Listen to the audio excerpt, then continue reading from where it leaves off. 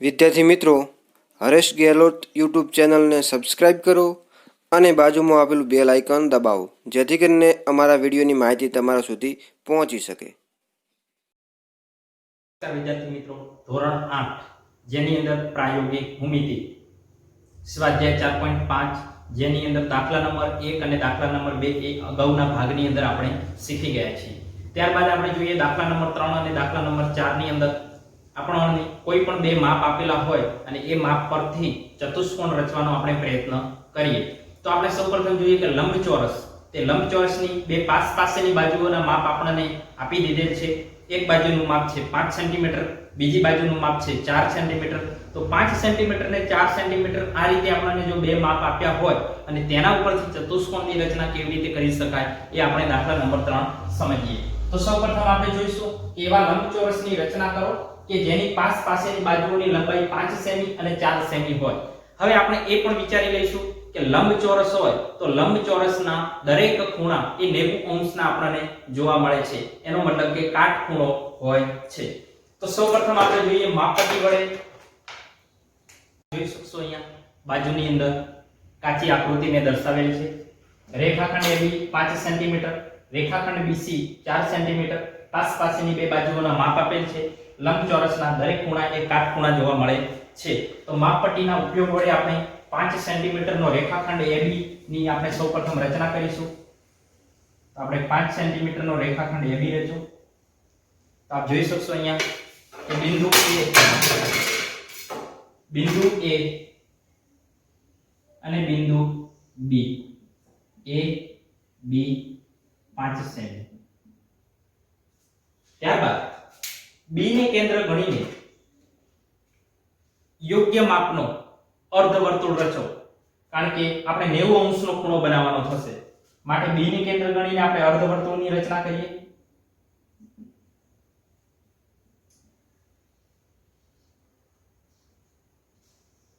આપ જોઈ શકશો B ને કેન્દ્ર ગણીને અર્ધવર્તુળ। હવે જે અર્ધવર્તુળની રચના કરી એટલી જ ત્રિજ્યા પરિકરની આપણે રાખીશું, એના માપમાં કોઈ પણ ફેરફાર નહીં કરીએ અને અર્ધવર્તુળ જ્યાં પણ રેખાખંડ AB ને છેદે છે તેને કેન્દ્ર ગણો અને અર્ધવર્તુળ ઉપર ચાપ રચો। ત્યારબાદ ફરીથી જે ચાપ રચી એ ચાપની ઉપર પરિકરની મદદથી દ્વિતીય ચાપ રચો। તો આપ જોઈ શકશો અહીંયા જે ખૂણો બનશે 60 અંશનો હશે। પ્રથમ જે ચાપ આવી, દ્વિતીય ચાપ આવી એ ફરીથી 60 અંશ, એટલે 60 60 120 અંશ થશે। આપણે 90 અંશનો ખૂણો રચવાનો થશે, માટે આ 60 અંશના બે ભાગ કરીશું આપણે, 30 અંશ અને 30 અંશ।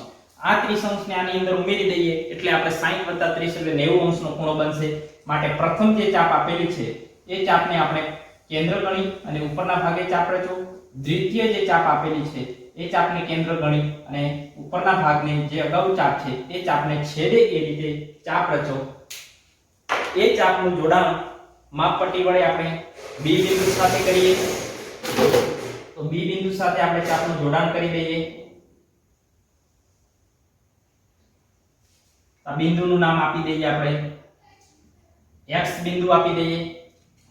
ત્યારબાદ આપણે જોઈએ કે આ બાજુનું માપ 4 સેન્ટીમીટર છે, તો ફરીથી પરિકરની મદદથી B ને કેન્દ્ર ગણીએ અને માપપટ્ટીની મદદથી 4 સેન્ટીમીટરનું માપ લેશું। આપણે 4 સેન્ટીમીટરનું માપ લઈ લઈએ। ત્યારબાદ B ને કેન્દ્ર ગણો અને BX ઉપર, કિરણ BX ઉપર આપણે ચાપ રચીશું। જે ચાપની આપણે રચના અહીંયા કરી એ બિંદુનું નામ આપણે આપી દઈએ C બિંદુ। તો અહીંયા આપણને C બિંદુ મળશે। ત્યારબાદ જે આપણે કામ કર્યું એની નોંધ કરીએ અહીંયા। તો સૌપ્રથમ આપણે જોશું કે 5 સેમી લંબાઈનો રેખાખંડ AB દોરો। તો રેખાખંડ AB ની આપણે રચના કરી 5 સેન્ટીમીટર। B બિંદુને કેન્દ્ર ગણી અર્ધવર્તુળ રચો।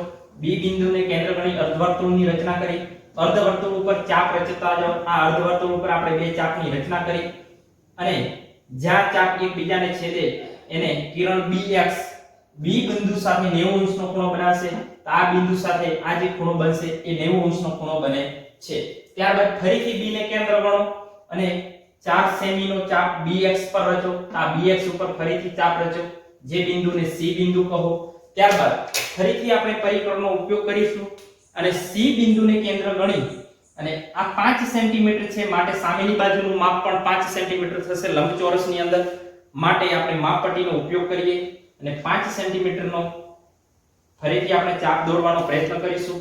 તો આ સી બિંદુ જ્યાં છે એને કેન્દ્ર ગણો અને 5 સેન્ટીમીટરનો ચાપ રચો. ત્યારબાદ આ બાજુનું માપ 4 સેન્ટીમીટર છે, માટે સામેની બાજુનું માપ પણ 4 સેન્ટીમીટર થશે. તો ફરીથી એને કેન્દ્ર ગણી અને 4 સેન્ટીમીટરનો ચાપ રચો. એને કેન્દ્ર ગણવામાં આવે, 4 સેન્ટીમીટરનો ચાપ રચવામાં આવે અને ચાપ જ્યાં એકબીજાને છેદે છે એ બિંદુનું નામ આપણે આપી દઈએ ડી બિંદુ.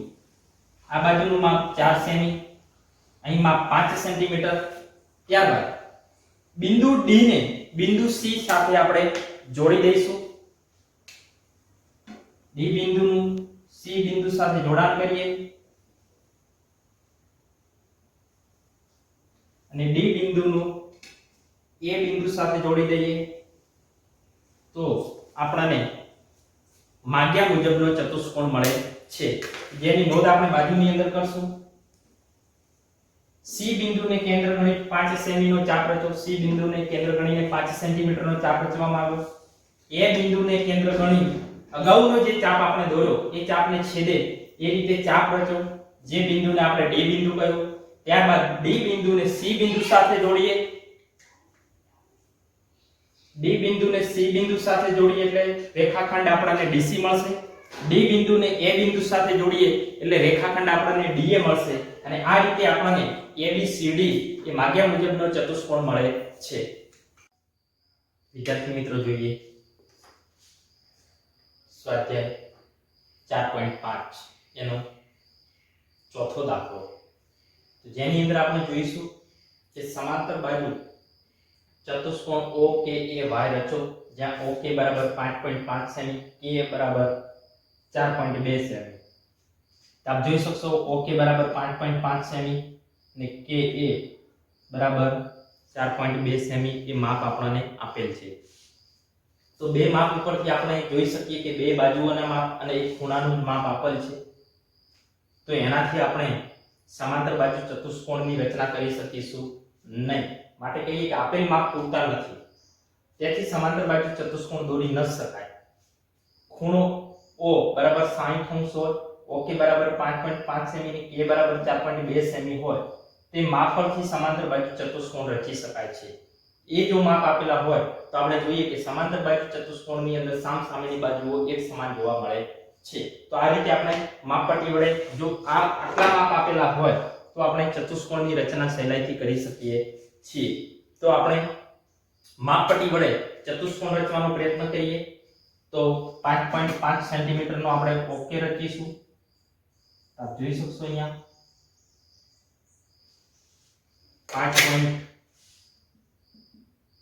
5.5 સેમી, બિંદુ O અને બિંદુ K. ત્યારબાદ બિંદુ O ને કેન્દ્ર ગણી અર્ધવર્તુળ રચો. તો આપણે અહીં બિંદુ O ને કેન્દ્ર ગણી અર્ધવર્તુળની રચના કરીશું. આ અર્ધવર્તુળની રચના કરી આ અર્ધવર્તુળ ઉપર 60 અંશનો ખૂણો બને એ રીતે O અને K ને જ્યાં પણ અર્ધવર્તુળ છેદે છે એ બિંદુને કેન્દ્ર ગણો અને એના ઉપર આપણે અર્ધવર્તુળ ઉપર ચાપ રચીશું અને એ ચાપને આપણે O બિંદુ સાથે જોડો, જેને OP નામ આપી દઈએ કિરણ. અહીંયા ચાપને આપણે જોડી દઈશું.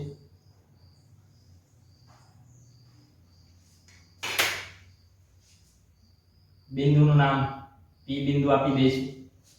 ત્યારબાદ ફરીથી O ને કેન્દ્ર ગણો, 4.2 સેમી ની ચાપ રચો કિરણ OP ઉપર. તો માપપટ્ટી વડે ફરીથી આપણે માપ લઈએ 4.2 સેન્ટીમીટર.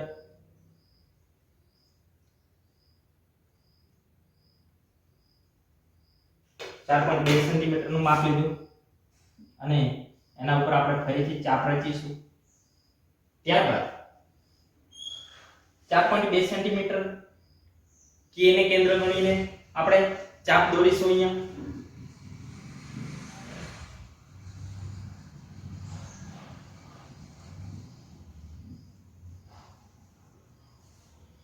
હવે આ બિંદુનું નામ આપણે શું આપી દઈએ? આ બિંદુનું નામ આપી દઈએ આપણે y બિંદુ. ત્યારબાદ y ને કેન્દ્ર ગણી અને 5.5 સેમી ની આપણે ત્રિજ્યા રચીશું. તો 5.5 સેમી ની ત્રિજ્યા રચો y ને કેન્દ્ર ગણીને.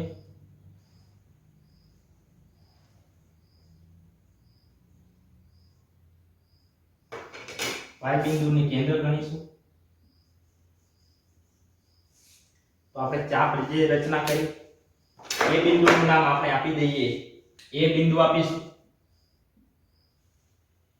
ત્યારબાદ એ બિંદુને આપણે એ બિંદુ સાથે જોડીએ.